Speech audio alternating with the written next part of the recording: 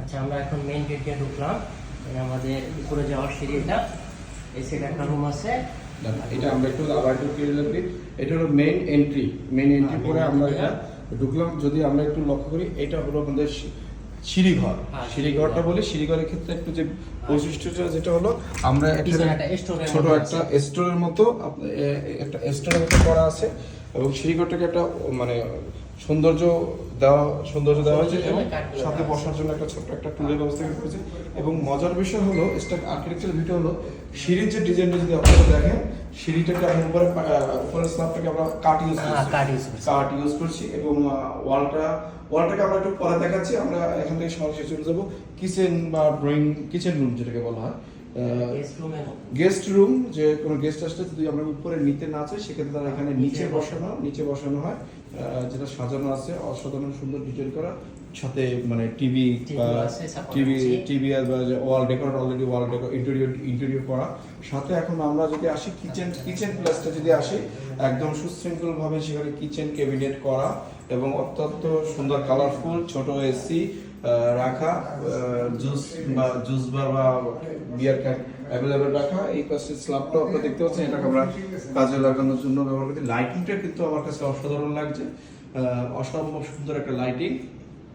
এটা হলো আমাদের কিচেন কমন টয়লেট কিন্তু ফিটিংস অসাধারণ। আপনারা চাইলে দেখতে পারেন, অসাধারণ সুন্দরভাবে ডিজাইন করছে। নতুন কমন যারা এখনো মানে শুরু হয় না, যার কারণে নতুন ফিতার দেওয়া আছে। এটা হলো শাওয়ার প্লেস। এরপর আমরা চলে যাব। আচ্ছা, এরপরে যে বিষয়টা হলো, আমরা যেটা বলছিলাম, উপরের যে সিঁড়িটা, আমার এখানে যে মানে আমার যে ভাই আছে বাংলাদেশি ভাই, সে আমাকে এইটার ডিটেলস ওয়ালটা বলবে। এইটা সম্ভবত আলাদা প্লাস্টার করার পরে তারপর একটা রং মারছে। কিন্তু মজার বিষয় হলো কি, আমরা ফিনিশিংটা কিন্তু একদম আমরা যেটা বলি নেট ফিনিশিং, বাংলা বলছে নেট ফিনিশিংটা কিন্তু আমরা পুরো ক্লিয়ার হয়, মানে ক্লিয়ার না, কিন্তু এর ভিতরে কিন্তু কালারফুলটা অসম্ভব সুন্দর আছে, যা একটা নৈসর্গিক সৌন্দর্য বা একটা আভিজাত্য ছোঁয়াটা কিন্তু এখানটায় নিয়ে আসছে।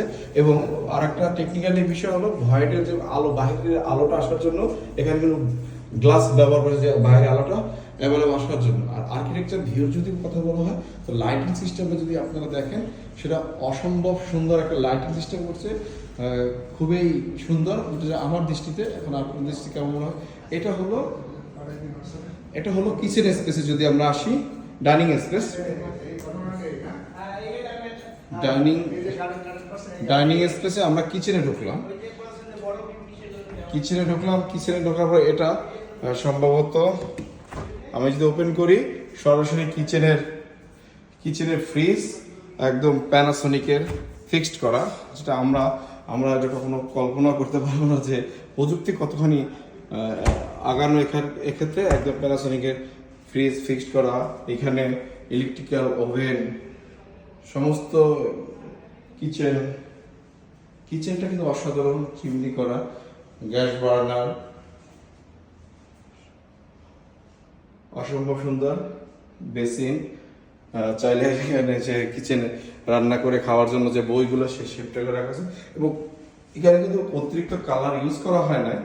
ওয়ালের টাইলসগুলো যদি আমরা লক্ষ্য করি, অসম্ভব সুন্দর, যেটা হলো কিচেন অ্যাডজাস্টেবল। এই পাশটা হলো বেবি কেয়ার বা যেটা লন্ড্রি এরিয়া বলা হয়। এর উপরে ইন্টেরিয়র ভাবে সেলফ কমপ্লিট করা আছে, আপনারা চাইলে সেলফটা ক্লিয়ার করা আছে। এই পাশটা হলো যেটাকে বলা হয় সার্ভেন্ট বেড বা সার্ভেন্টের রুম হিসেবে এটাকে ইউজ করা হয়। এটা হলো কিচেন রিলেটেড বাথরুম। এই বাথরুমের বিষয় হলো যে বাথরুমটা দুপাশ থেকে ইউজেবল। এরপর থেকে এখান থেকে যদি দেখা যায় ডাইনিং স্পেসটা, যে এখান থেকে খাবার সার্ভ করা যায়। এটা হলো ডাইনিংটা। বিশেষ করে ডাইনিং টেবিলটা অসাধারণ।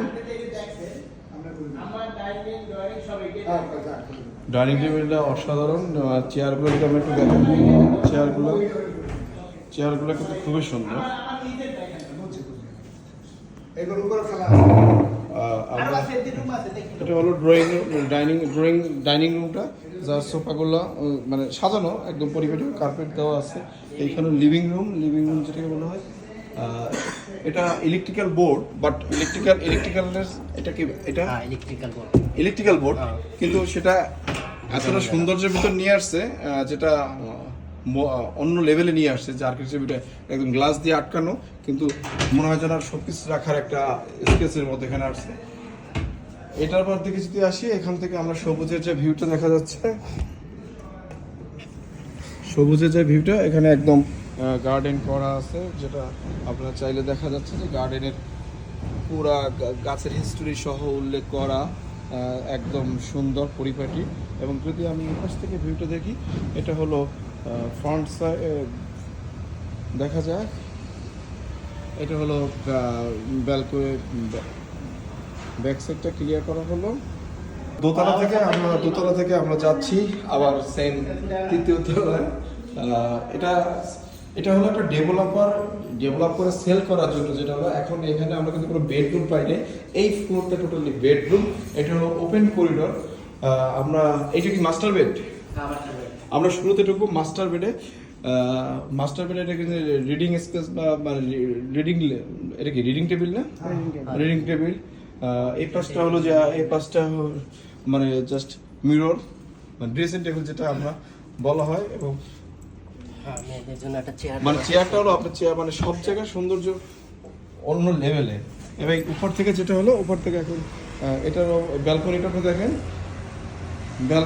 কিন্তু মজার বিষয় হলো এখানকার যে ওয়ালগুলো আমাদের বাংলাদেশে যে ফিনিশিংটা যে পর্যায়ে দেয়, সেটা কিন্তু এই পর্যায়ে না। এটা স্যান্ড স্টোনটাকে একটু বেশি ইউজ করছে, যার কারণে সৌন্দর্যটা অন্য মাত্রায় নিয়ে আসছে।